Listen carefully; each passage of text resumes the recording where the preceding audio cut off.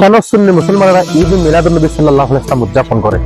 আসসালামু আলাইকুম ওয়া রাহমাতুল্লাহ। আমি আপনাদেরকে বলতে যাচ্ছি, আমি যদি আপনাদেরকে শুধু একটা হযরত ঈসা আলাইহিস সালামের জামানার একটা উদাহরণ দিয়ে বলি, সূরা মায়েদার 5 নম্বর সূরার মধ্যে 146 নম্বর আয়াতে ঈসা আলাইহিস সালামের উম্মতরা একদিন হযরত ঈসা আলাইহিস সালামের সামনে গিয়ে সবাই বলেছিল, হে নবী, আমাদের আর দুনিয়া কেন ভালো লাগতেছে না, আপনি একটু আল্লাহকে ফরিয়াদ করেন না আমাদের জান্নাতে খাবার পাঠানোর জন্য।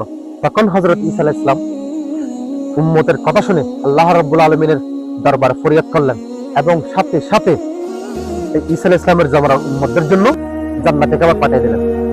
এবং এখনো পর্যন্ত যারা ঈসা আলাইহিস সালামের উম্মত, তারা ওই দিনটাকে জান্নাতে খাবার আসার ঈদ হিসেবে পালন করে।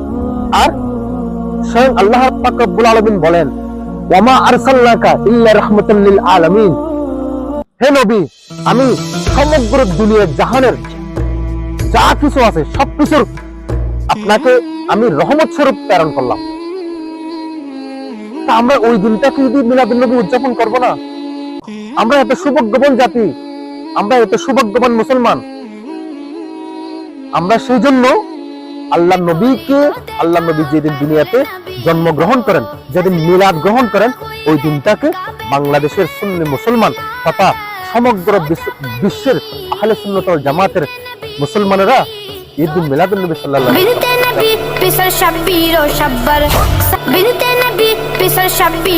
ওয়াসাল্লাম